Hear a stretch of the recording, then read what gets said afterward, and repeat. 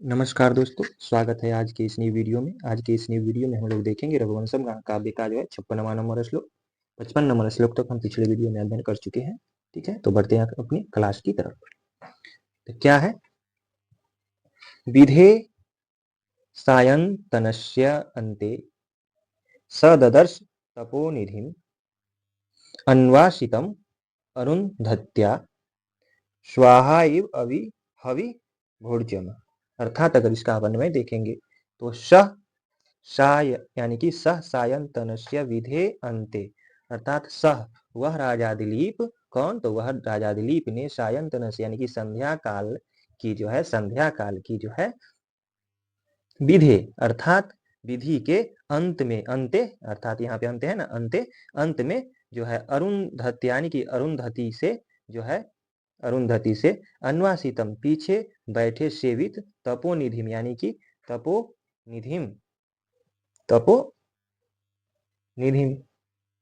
यानी कि वशिष्ठ को जो है स्वाहा से अग्नि के इव यानी कि अग्नि के जो है समान जो है देखा। यानी कि वशिष्ठ वो जो है राजा दिलीप जो है शाम के टाइम यानी कि पहुंचे वहां, तो वो देखे गुरु वशिष्ठ और किसको, तो उनकी पत्नी गुरु वशिष्ठ की पत्नी अरुंधति को। ठीक है, उस राजा दिलीप ने संध्या काल की विधि के अंत में जो है अरुंधति से सेवित वशिष्ठ को स्वाहा से सेवित अग्नि के समान देखा। यानी कि गुरु वशिष्ठ को और जो है अग्नि के समान, और उनकी पत्नी जो है अरुंधति उनको जो है अग्नि यानी अग्नि की पत्नी कौन है, तो स्वाहा के समान देखे। ठीक है, स्वाहा। ठीक है, राजा जब आश्रम में पहुंचे तब महर्षि वशिष्ठ शयनकालीन अनुष्ठान में व्यस्त थे। अतः जिस समय राजा दिलीप महर्षि वशिष्ठ के पास पहुंचे तो वहां महर्षि वशिष्ठ के साथ उनकी पत्नी अरुंधति भी उपस्थित थी।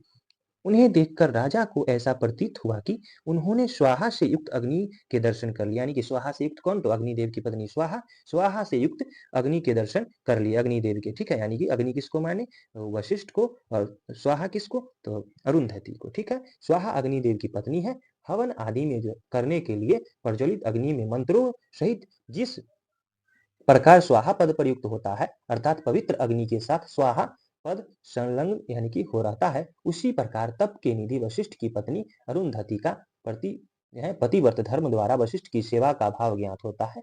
अग्नि की उपमा से वशिष्ठ का तेजस्वी और पवित्र होना जो है ज्ञात होता है। यानी कि बतलाया गया है वो कितना तेजवान थे, जो अग्नि के समान वो उनको लगा राजा दिलीप को, और उनकी पत्नी जो है अरुंधति वो स्वाहा के समान। ठीक है, वो जो है देखे, राजा दिलीप ऐसा देखे और राजा दिलीप को ऐसा लगा, यानी कि वो अग्नि के समान है। और उनकी पत्नी जो है किसकी पत्नी, तो गुरु वशिष्ठ के पत्नी को जो है स्वाहा के समान। ठीक है।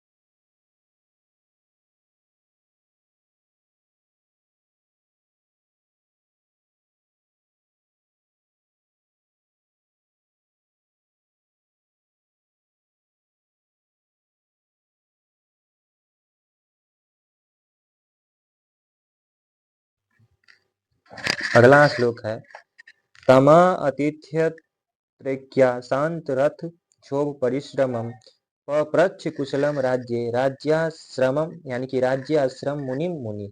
अर्थात अगर इसका अन्वय देखते हैं तो मुनि अर्थात कौन, तो मुनि वशिष्ठ ने जो है किससे पूछा, तो आतिथ्य त्रैक्या शांत रथ क्षोभ परिश्रम यानी कि जो है वो जो है मुनि वशिष्ठ जो है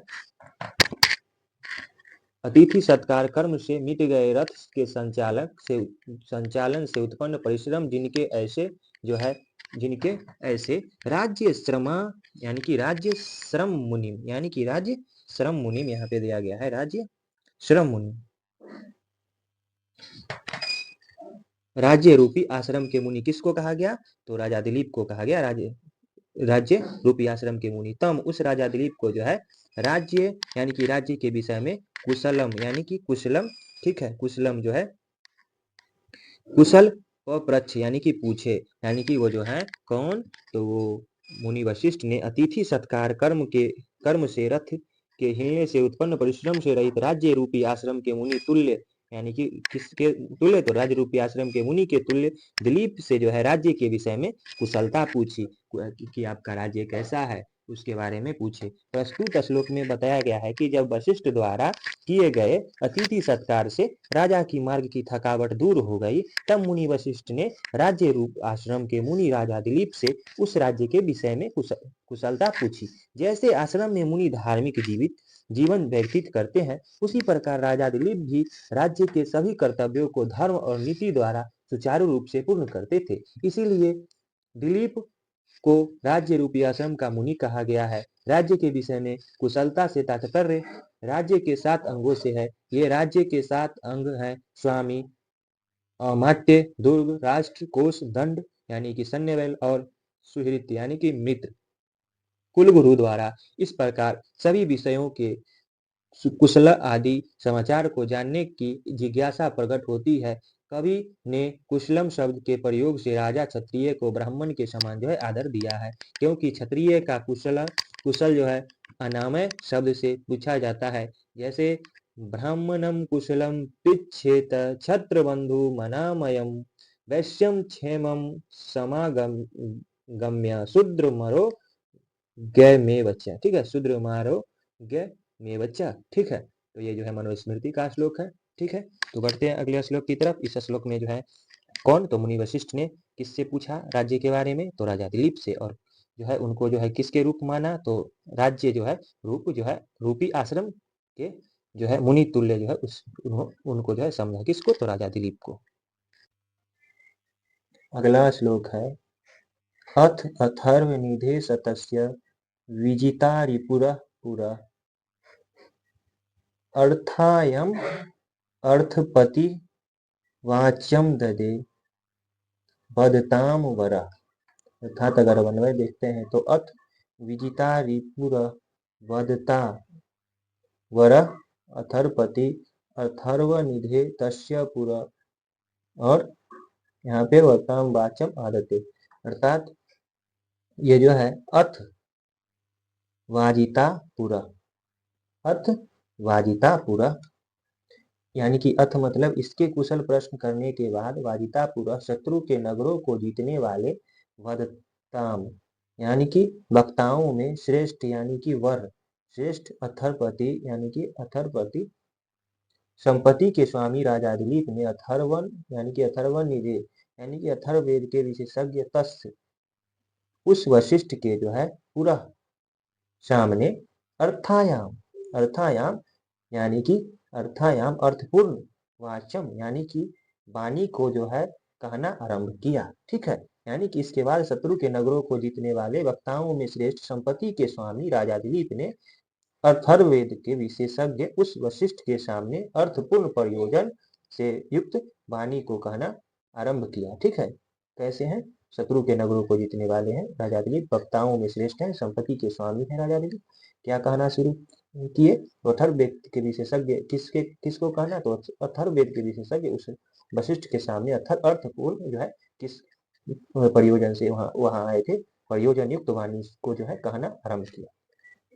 प्रस्तुत श्लोक में कवि ने बताया है कि महर्षि वशिष्ठ के कुशल प्रश्न करने के बाद राजा दिलीप ने प्रयोजन से युक्त वाणी को आरंभ किया। राजा दिलीप के लिए दो विशेषण प्रयुक्त हुए। वदताम्बरः अर्थात राजा दिलीप व्यर्थ की बातें न करके प्रसंगानुकूल अर्थपूर्ण बात करने में निष्णात थे। ठीक है। विदिता रिपुरा अर्थात यद्यपि राजा ने शत्रुओं के नगरों को तो आसानी से जीता हुआ था, परंतु वे पुत्र प्राप्ति में असफल हो गए थे। इसी प्रकार मुनि वशिष्ठ के लिए अथर्वनिधे विशेष का प्रयोग यह बताता है कि महर्षि पुरोहित कृत्य के ज्ञाता और सम्यक कर्म वहन करने की योग्यता से पूर्ण होने के कारण अथर्ववेद की निधि स्वरूप से यानी कि निधि स्वरूप थे, और राजा दिलीप समस्या का समाधान अथर्ववेद का ज्ञाता ही यानी राजा की जो है समस्या का समाधान अथर्ववेद की ज्ञाता ही कर सकता है। ठीक है।